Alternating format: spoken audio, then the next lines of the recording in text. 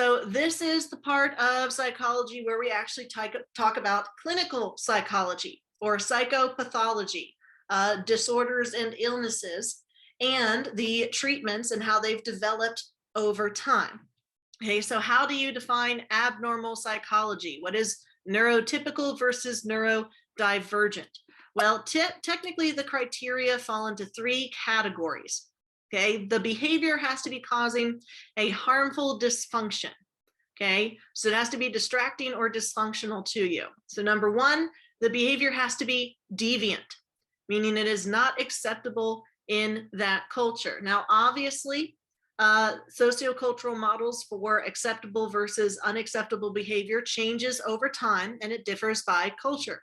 For instance, in the Diagnostic Statistical Manual 4, okay, prior to 2013, it's still labeled homosexuality as a mental disorder. That designation was taken out, I know, it was taken out in 1973, but not before many LGBT people were quote unquote treated for that quote unquote disorder. One famous example being Alan Turing, the British code breaker who helped break the Nazi codes during World War II. Well, after his illustrious career as a code breaker, he was actually imprisoned for the crime, because it was illegal in Britain at that time, of homosexuality. And one of the treatments that he was forced to undergo was chemical castration. Okay, so the idea of what is deviant behavior versus normal behavior, that's very subjective. Women were often subjected to lobotomies for what was considered deviant behavior. That could be like symptoms of hysteria, being too emotional, not wanting to get married. Rose Kennedy, JFK's sister, she was actually lobotomized as a teenager because she was going out and hanging out with guys and breaking curfew. Okay. Now, she did have some mental delays due to some really bad medical practices when she was born. Rose Kennedy's mother was giving birth to her at home, and the nurse was there, okay? But the doctor wasn't. The doctor was running late. Well, if the doctor's not there when the baby's born, then the doctor doesn't get paid. So the nurse pushed Rose back into the birth canal and held her there until the doctor arrived, and then he could help give birth to Rose so he could get payment. Well, by being forced into the birth canal beyond the moment of birth, Rose suffered some developmental delays because of the cutting off of oxygen to her brain during that birthing process. All right, and so she was very much like a child. She could speak, read, and write in a rudimentary fashion, but she was, very childlike and was behind cognitively. Well, her father had high political aspirations, not only for himself, but for the male children in his family. And so when she started to be a teenager and, was hanging out with guys and socializing with men outside of her family, he had her secretly lobotomized to try to correct what he considered deviant behavior, which actually made things worse for her. She lost most of her ability to speak, read, and move, and had to be put into hospice, okay, for lifelong care for the rest of her life. So she went from mostly functional to almost completely dysfunctional because of what her father considered deviant behavior that needed to be corrected. So obviously that first criteria, very, very subjective. You've got to be careful with that, okay? The second criteria, if the behavior is maladaptive, if it prevents you from functioning properly. Let's say that you have OCD. Obsessions are thoughts, compulsions are behaviors in response to that thought. And you have OCD to the point that when you drive to work, you are afraid you hit something and you missed it. And so you drive back around throughout the neighborhood looking for whatever it is you think you hit. And then you're always late to work. And you're spending all this gas money driving around the neighborhood. That is maladaptive. If you have a fear of going outdoors and you become homebound because of that, that is maladaptive. It prevents functioning. And three, the third criteria, is this behavior distressful for the individual? Do they encounter feelings of shame or guilt or discomfort as a result of the behavior stemming from this disorder? Now, obviously, some people with personality disorders are not going to feel any guilt or shame or discomfort over their actions. For instance, if you fall under the category of antisocial personality disorder, that's when you think sociopaths with their cousins, psychopaths, who are more violent. Those are the ones that you think of, like serial killers murdering and eating people. Okay, so if a person is suffering from antisocial personality disorder, they don't feel shame or guilt. They're incapable of feeling shame or guilt or empathy. Okay, but their behavior may very well be maladaptive and deviant, even if they personally are not distressed by it. You technically only need one of these criteria to define behavior as abnormal, and thus potentially relating to a mental health diagnosis. Okay, but it's important to note that there is some subjectivity in this. Okay, now we all have bad days. We may all have symptoms or behaviors that are deviant or maladaptive or distressful to us, but that doesn't necessarily mean that we fall under the spectrum of disorders. Okay, there's a difference between feeling depressed and being clinically depressed. Okay, are you responding appropriately to the situation that calls for you to be sad? Or are you consistently and constantly sad and unable to function? Okay, so drawing differences between normal and abnormal behavior. Okay, now early on in history, prior to the 19th and 20th century, treatment for mental disorders was a bit archaic, maybe even against the Geneva Convention. In ancient times, like with the Greeks and the Romans, mental disorders were thought to be tied to the cycles of the stars and the moon. Okay, like Mercury's in retrograde or whatever it is. Hence where we get the word lunacy. Okay, Luna referring to the moon. Okay, so the idea that there were cycles in the sky that were regulating mental disorders, evil spirits possessing a body, imbalance of humors in the body, if you go back to ancient Greek and Rome. And that led to some very interesting treatments for these mental disorders. For instance, the belief of, if someone's having a seizure, then they're possessed by an evil spirit, then they might hold an exorcism. They might restrain the person, beat them, castrate them, drill holes into their head, perform lobotomies, which, remember, lobotomy is putting an ice pick like tool in your orbital lobe there, and then moving it back and forth until your frontal lobe is cut off from the rest of your brain. Yeah, it's not very surgical. It's straight up, we're going to hammer a pick into their face and then just swipe it back and forth and then pull it out. So you can see why Rose Kennedy did not benefit from that treatment. Okay. The ancient Romans, dating back to Hippocrates, thought that the source of illness was imbalance in humors. And so they would try to drain those humors or rebalance them. Holes would be drilled into people's skulls to relieve the pressure, which I kind of understand. I've had some headaches where I'm just like, there's too much in my head right now. I need to drain some of this out. But I never went so far as to be like, okay, time to drill, to get all of the cerebral spinal fluid out. But that was the early response to mental illness, or the idea that there were evil spirits trapped in your skull. And so they had to make a way for those spirits to come out. Now, we have evidence of people surviving these treatments and undergoing multiple treatments, okay, because their bodies, their skulls, have shown evidence of regrowth around the holes in their skull. Okay, so these treatments weren't always deadly. Yes, that's how Athena was born. She was a headache. Was it a headache that Zeus had? And then someone split open his head and Athena popped out fully formed and was like, "What up, goddess of wisdom? I love owls." That's a summary. I took Latin back in middle school. All right. Some other treatments for mental illnesses included institutionalization. Today, we call that inpatient treatment. Okay, inpatient versus outpatient. Outpatient is more conventional, like you may see a therapist once a week or once a month or what have you. You may go to the doctor to get antidepressants. That's outpatient. Inpatient is when you're institutionalized on a mental health ward. Okay, some barriers to inpatient treatment and institutionalization is the expense of institutionalization. Some people pay up to $600 to $900 a day being on a mental health ward. And so that can be a very big barrier to getting treatment. Often without coherent strategies for treating mental illnesses, people that were going through symptoms of mental illness were often restrained to prevent harm to themselves or to others. Okay, so this is where we get the idea of asylums being formed, and they would be very crowded, very unsanitary, and the life expectancy and quality of living in those institutions was not very high.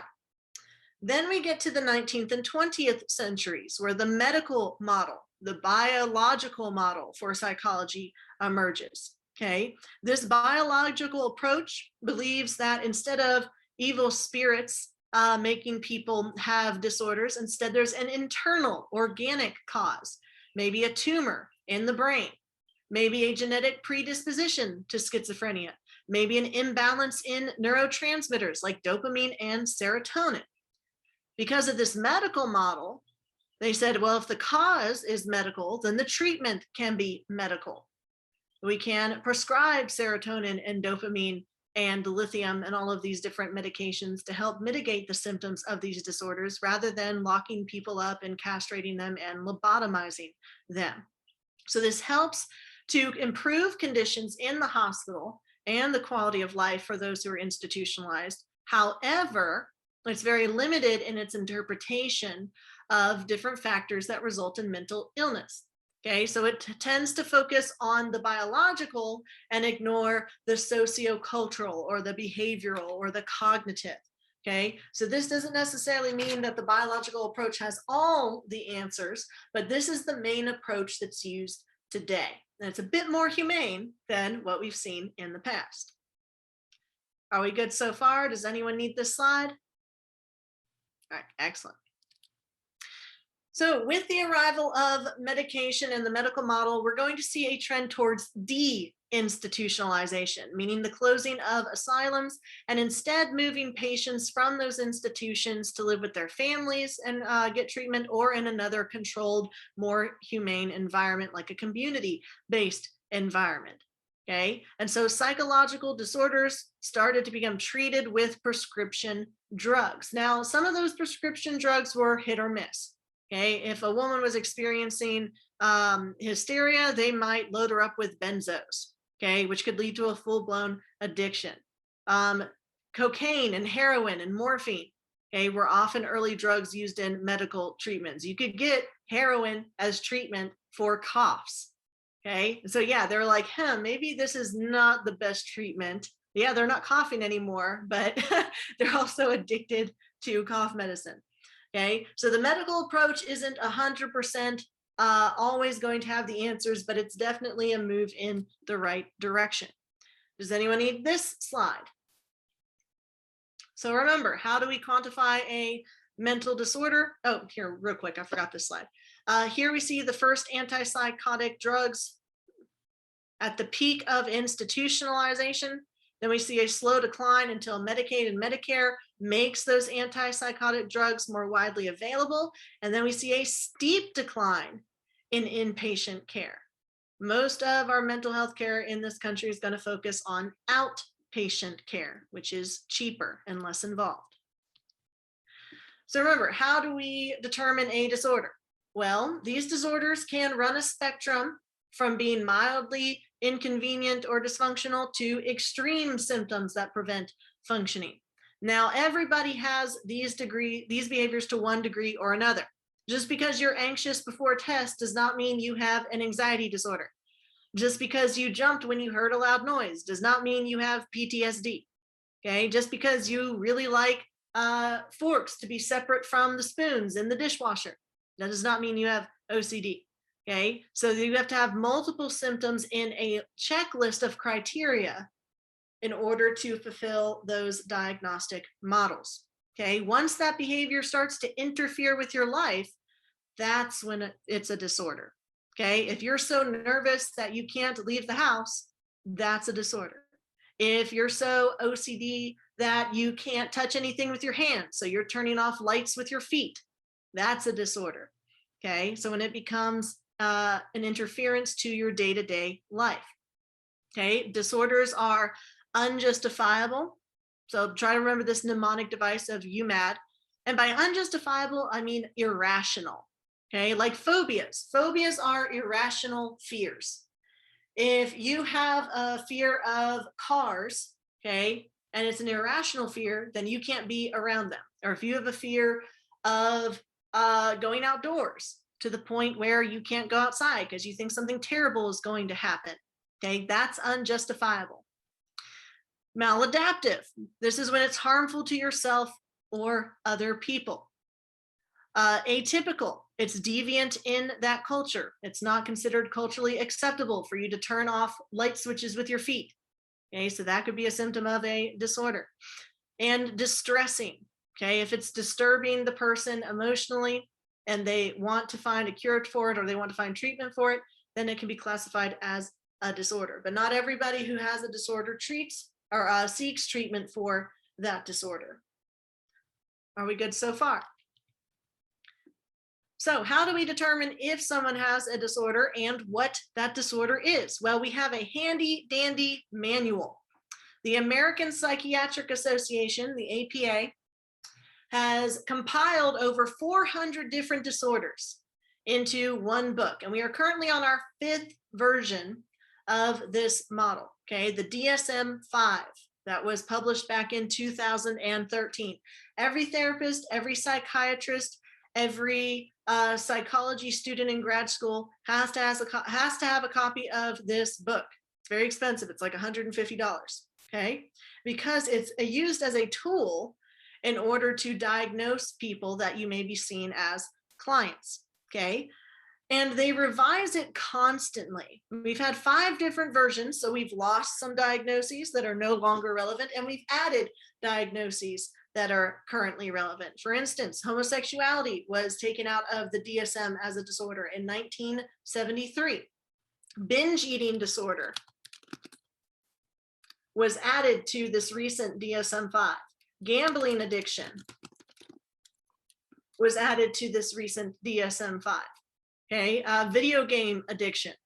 So as times change, so does the DSM. Now it's important for them to add these diagnoses as they come along, as they become more common in society, because a lot of US insurance companies will not cover a disorder unless it's in the DSM. So let's say in the DSM-4, before 2013, you had a gambling addiction. Well, your insurance wasn't going to pay for treatment for that addiction because it wasn't in the DSM-5 until after 2013. If you have anorexia or bulimia, they may treat that, but the insurance company will not cover binge eating because it wasn't a part of the DSM, not until it was added in 2013. So it's important that they keep an up-to-date manual because of how it affects the US insurance system and treatment for those disorders. Okay. Now, the DSM-5 is not the only manual that's used. This is the primary manual used in America. Okay. The World Health Organization also issued the ICD 10th edition. The ICD is the International Classification of Diseases and Related Health Problems. We're just going to call it the ICD.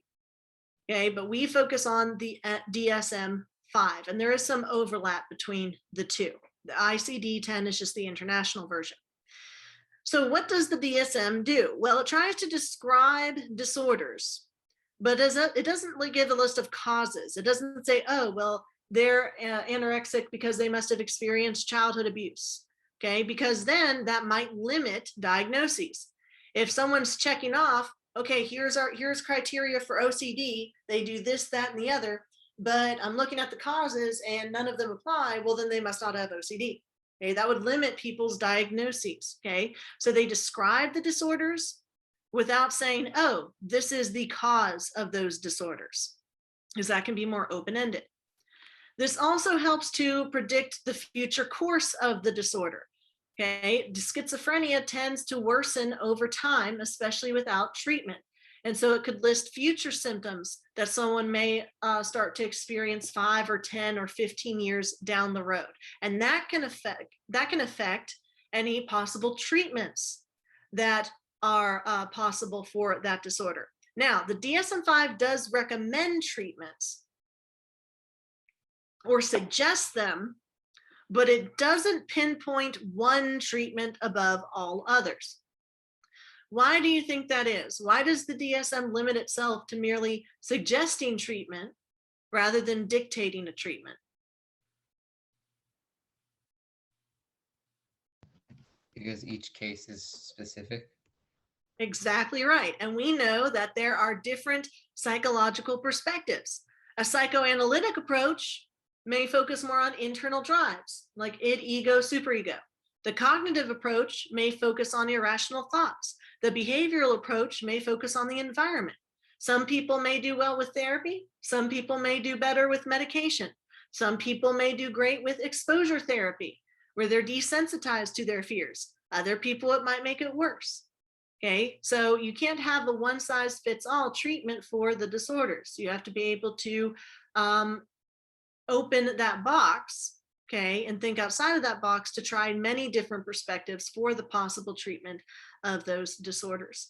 But in terms of diagnosing the disorders, the DSM-5 tries very hard to be empirical, to be scientific, hence why they establish operational definitions.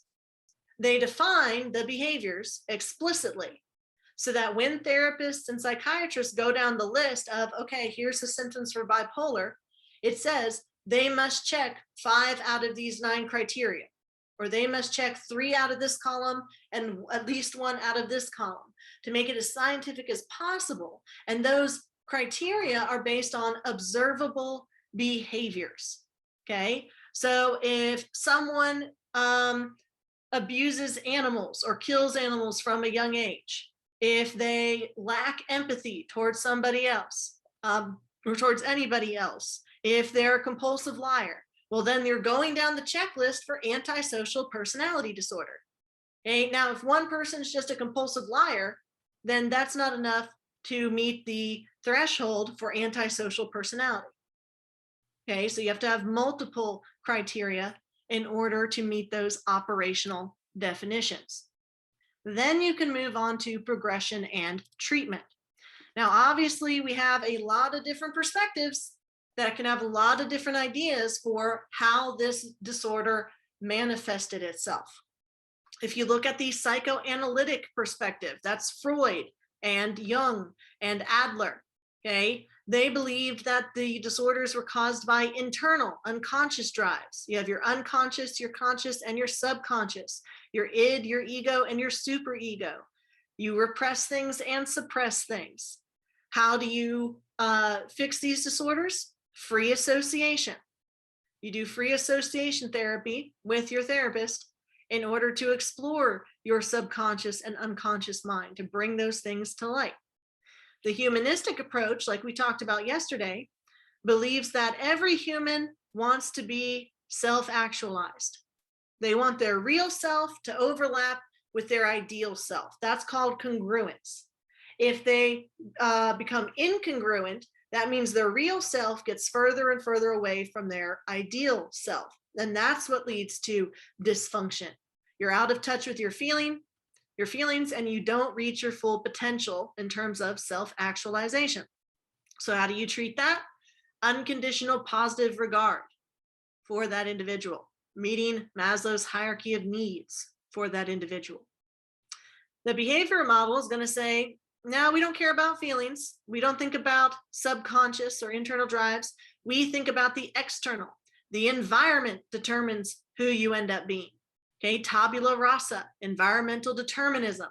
And then you're either rewarded or punished for behaviors, and that's going to result in you repeating behaviors or extinguishing those behaviors. So looking at your reinforcement history, what behaviors have been promoted and what behaviors have been punished, and how your environment has led to the development of a disorder or certain behaviors.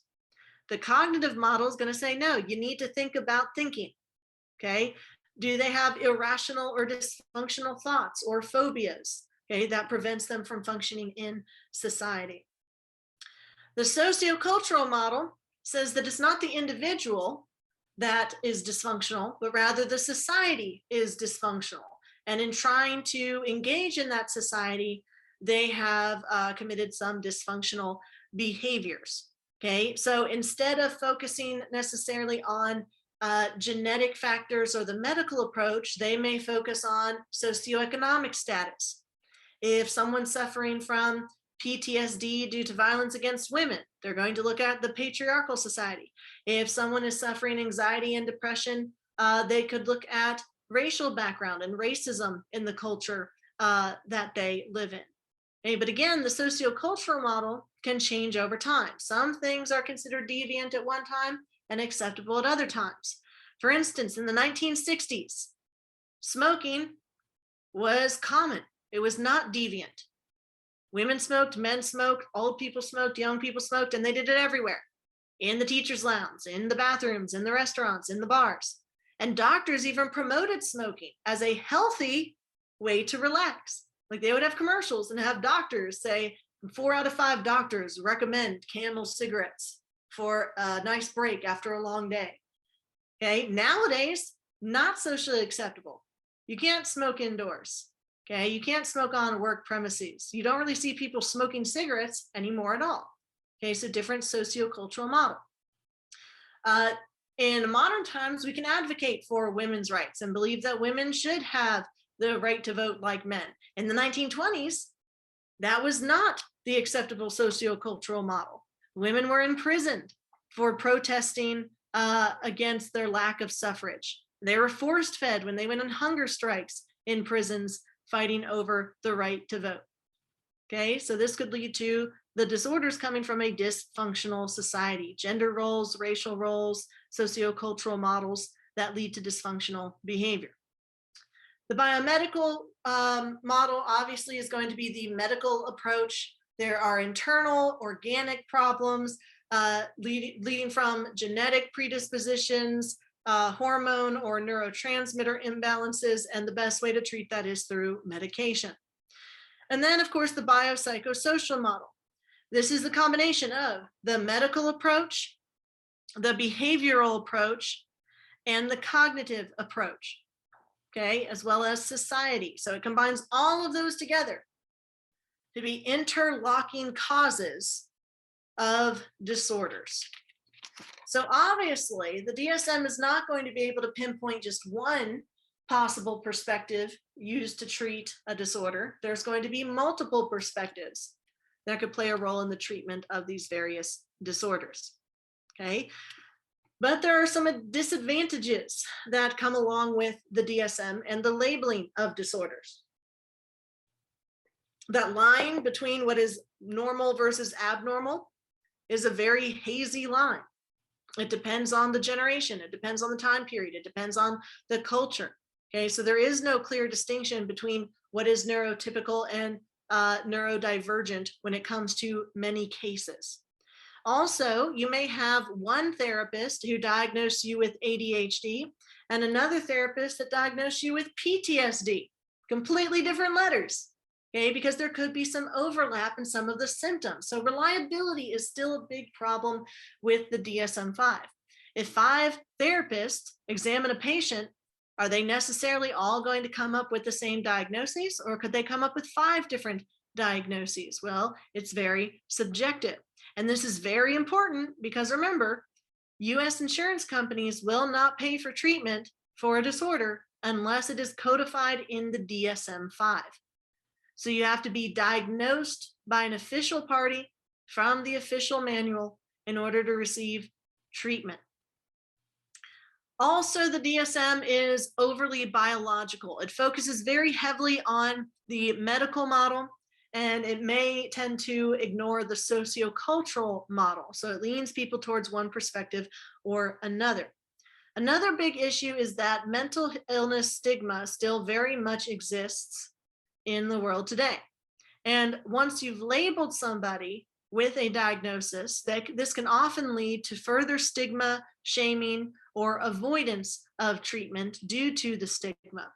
It can also create a self-fulfilling prophecy, as discovered by Rosenhan. He had a theory that once you're labeled with a disorder, people will continue to treat you as if you have that label, even if your behaviors are not at all related to that label.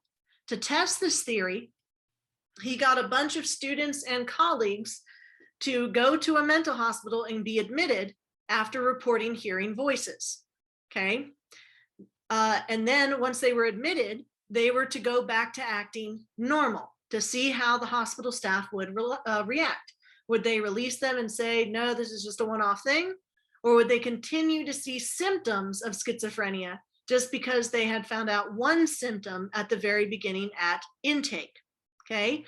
Well, it turns out that once the patient started acting completely normal, the hospital staff still continued to label them with schizophrenia and saw their behaviors through the lens of problematic or maladaptive behavior.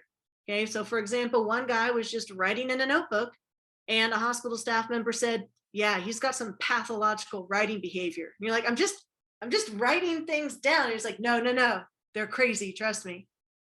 Okay, and so labeling and the stigma of mental health can actually perpetuate more shame and less treatment for that. Does that make sense so far? Not to mention the cost of treatment. Source, trust me, bro. It's funny. All right, so if the DSM doesn't label causes for mental disorders, then how do we determine what led to neurodivergent behaviors? Well, it's not as easy as saying this was the one event, this is the one thing in their life that led to this disorder. Like, oh, they have a genetic predisposition, or oh, they experienced a traumatic event. It's usually a combination of interlocking events and effects that lead to disorders. Okay, the biopsychosocial perspective says that it's a combination of your genetic predisposition, your physical state, your bodily state, your psychological state and the stress that you experience, and the society in which you live in. Okay, obviously, if you're lower on the socioeconomic scale, you're not having all of your basic needs met, there's going to be a higher level of stress that could aggravate a pre-existing disposition towards a mental illness and thus trigger the development of that disorder. Okay, so it's a combination of factors rather than just one thing. Okay, so this is where we see that cycle. Say, for instance, with the biological model, you have a predisposition to depression. Psychological trauma, you lose somebody that you love or you lose your job. Sociocultural, your role as the head of the family, let's say you're male. Well, in patriarchal male standards, men aren't supposed to show emotions. It's seen as weak, okay? So you may be suppressing your depression or suppressing your negative emotions, and that only makes them ferment further. So you have the sociocultural effects, the biological catalyst, and stress and trauma that can all combine to create the disorder of depression or anxiety. Are we good so far? That's why it's called interlocking. Now, there are some theories as to what exactly would be the equation for the development of a mental disorder. This is called the diathesis stress model, also known as the vulnerability stress hypothesis. This says that there are two factors, well, three technically. Your genetic predisposition to a disorder or a disease, and then stress that you encounter in your environment. So if these two things add up together, they can meet the threshold to develop a disorder. Now, if you have a high genetic predisposition, then you don't need as much stress to trigger that disorder. You're already stocked up here. If your genetic predispositions are all fine and you don't have a predisposition to a mental disorder, but then you go through an extremely stressful event, that could meet the threshold. Okay, so the greater the predisposition, the less stress needed to trigger. The smaller amount of predisposition, the more stress needed to trigger. But that's not the only factor that can play a role in the development of a mental disorder. You also have protective factors that decrease your chances of developing a disorder. So let's say you have a genetic predisposition to depression, you go through a trauma, but you have a support network, okay, that helps protect you from further negative effects of that trauma. That could outweigh the combination of your predisposition and the traumatic event, thus preventing you from reaching the threshold for a disorder. Okay, this helps explain why people with the exact same genetic predispositions, like identical twins, don't always necessarily develop the same disorders. The identical twins have the exact same genes, but they could have different factors in their environment, different stressors. So one could develop the schizophrenia and the other does not. You have people that have gone through extremely traumatic situations, but because their genetic predisposition towards PTSD and anxiety was low, the stress did not meet the proper threshold to trigger the disorder, or they had protective factors that help mitigate the stress. So it's diathesis, the genes, plus stressors, the environment, minus protective factors. And whatever you get on the other end is a sum game of yes, a disorder, or no, no disorder. Does that make sense so far? Okay, we're going to end there for today. Y'all are just a couple of slides behind my 5th period, but it's no worries. We're going to move through it quickly. When we return Monday, because tomorrow is Wellness Wednesday, we're going to talk about the different categories of disorders. There are 10 of them that you need to be familiar with. We're going to be responsible for knowing the 10 different categories that are going to be tested on abnormal psychology or neurodivergent psychology. We have anxiety, which obviously could include phobias and OCD and PTSD. That OCD and compulsive behavior deals with phobias and anxiety. And so they do separate them in categories, but I kind of just like combine them together because they're so closely related. But we're going to talk about like generalized anxiety disorder and panic attacks, moving into OCD and other compulsive behaviors regarding phobias, then trauma related and stress related disorders like PTSD. Then we'll move into motor disorders, which can include things like Tourette's syndrome, which isn't just people randomly cussing or yelling bad things. It can also include facial tics or random words. Like there's one woman in a video that I watched on Tourette's where she just says biscuits over and over again. It's like every 2 words, she's just like biscuits, as opposed to someone else who says some very, very inappropriate words. And he's just like, I can't help it because of the Tourette's. And so you can see how that could impede their day-to-day life. Somatoform disorders dealing with not necessarily hypochondria, but more so when you have a physical malady that resents from something that's purely psychological. Like y'all may remember in the BBC, the British Broadcasting Company's version of Sherlock Holmes, John Watson walked with a limp after he came back from the war, and it wasn't because he actually hurt his leg, but it was because of trauma associated with the war. And so we'll see how that manifests itself. Dissociative disorders, that can be dealing with fugue, where you forget who you are and you start a whole new life because you have no identity of like who you were before the fugue hit, or amnesia. It can also relate to a response to trauma by disassociating from the situation and not being mentally present. Mood disorders, that's going to deal with bipolar disorder or borderline personality disorder. Schizophrenia, that can lead to psychosis, but there are other symptoms that we're going to learn about with schizophrenia. Personality disorders, that's a fun one. Like histrionic personality disorder or narcissistic personality disorder, antisocial personality disorder, which doesn't mean, oh, they're introverted and quiet. It means that they literally don't adhere to the laws and rules of society or social cues. So that can include sociopaths, and there's a small subset of them that are violent, known as psychopaths. Then lastly, with the factitious disorders, that deals with like hypochondria, Munchausen's by proxy, the idea of becoming sick for attention or having too much anxiety surrounding illness. And so you assume that you actually have a genuine disease when really it's just self-propagating anxiety.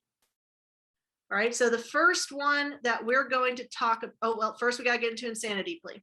Okay, so y'all may have seen in popular media that when someone commits a crime, they can just go up before the judge and say, I plead not guilty by reason of insanity. Well, that's not a get out of jail free card. Okay, in fact, insanity isn't a psychological term. Okay, we don't use that term, just like saying someone's crazy like that. No, we don't use that term. We use neurotypical or neurodivergent, okay, to show the normal distribution, okay, of these behaviors. Insanity is not one that's included in the DSM. The closest thing you could get to that could probably be psychosis. And so with this plea is applied to someone who cannot tell the difference between right and wrong and cannot control their behavior with that right or wrong. It's very rarely used because it's very rarely successful. Okay, you could even argue not guilty by reason of temporary insanity. Like if it's a crime of passion, like you came home and your spouse was cheating on you with someone else, and then everything went black and red, and then you wake up and you like hurt somebody.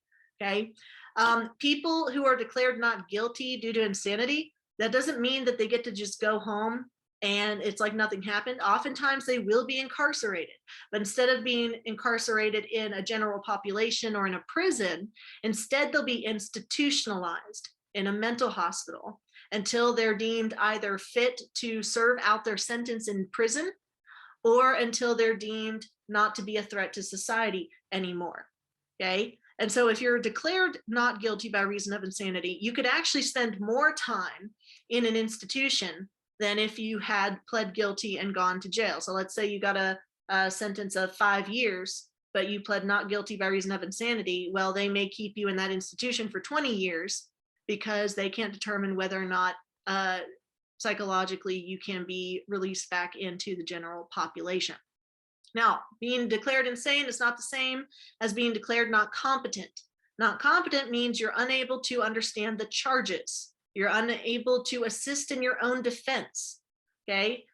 So like a 3-year-old child, okay, they would not be able to assist in their own defense. They don't understand what a judge is or what's going on. They're just like, why am I sitting here? So oftentimes they will get a guardian ad litem, all right, who's supposed to argue on their behalf for them, and that child doesn't have to be present in court. That makes sense so far? But a lot of times pop culture is going to get these kinds of things wrong. That's part of what your project is going to cover on Unit 8 is how does media portray these different disorders? How do they portray treatment? And what are some errors or flaws in that? Like one of the biggest flaws is that mentally ill people are violent. In actuality, people with mental illnesses are more likely to be victims of crimes rather than perpetrators of crimes. Okay, but you wouldn't know that from watching media or TV shows like Criminal Minds. Okay, you'd think, oh, okay, so this must mean that they're going to be violent. Well, not even all sociopaths engage in violent criminal behavior. Alrighty. I do have this video. I have a lot of videos posted in Schoology for y'all, and they're so much fun. I mean, this one's okay. This one's Hank Green, but the other videos I have are like actual case studies where it'll show an individual with OCD or it'll discuss PTSD. One video that I'm really interested in is a kind of VR experience for what schizophrenia is like, but you don't need the VR glasses. It's just a video where it takes you through the symptoms as if they're happening to you. And so I have a lot of these really awesome videos because I really enjoy this unit that I would encourage you to watch. And this is going to be one of them. This is the one that just covers the general idea of psychological disorders and how they're diagnosed and what are some symptoms. Okay, but we have asynchronous tomorrow and Friday. And so hopefully you'll take some time out to watch those videos. So we talked about how the psychiatrists and therapists use the DSM-5 to help diagnose and to come up with a treatment plan for a disorder. Okay, so those are some of the advantages of a diagnosis. It can help communication. Okay, you actually know what it is that you're going through. You can find support networks online. You could Google. If it has a name to it, Okay, that's comforting in and of itself rather than just trying to Google symptoms. Because if you've ever Googled symptoms, okay, WebMD tells you that you're going to die in 7 days. Okay, so a lot of anxiety there. If you just know, oh, well, this is why I have manic stages and depressed stages is because I'm bipolar, and the treatment for that is lithium and cognitive behavioral therapy. Okay, that kind of eases some of that anxiety over the maladaptive behaviors that may be causing you stress. It can also provide etiology. Okay, this is the study of how this disorder manifested. Okay, like we saw that certain risk factors for certain disorders could involve the environment with parenting, or examples of early onset abuse, like with anorexia or with bulimia. And so while the DSM-5 doesn't say definitively this causes that, in terms of disorders, it does kind of leave you breadcrumbs to kind of build an idea of how did this disorder manifest? Is it biological? Is it environmental? Is it both? Or is it related to trauma? It also provides not only a diagnosis, but also an outcome. Okay, so if you're diagnosed with schizophrenia in your 20s, then you can see what could happen if you are leaving it unmedicated or untreated in 10 years versus what are the antipsychotic medications that you could use to help mitigate the effects of those symptoms. And that helps to give direction for a treatment plan. Now, the DSM doesn't say this is the only way to solve bipolar, or this is the only type of therapy that works for OCD. It has a wide berth of treatment plans that may differ according to the person and their symptoms. Okay, and so some people get discouraged when they're trying to find a therapist or they're trying to go through therapy. They don't click with their therapist, or when they first get on a medication, they don't feel different or they have side effects or symptoms.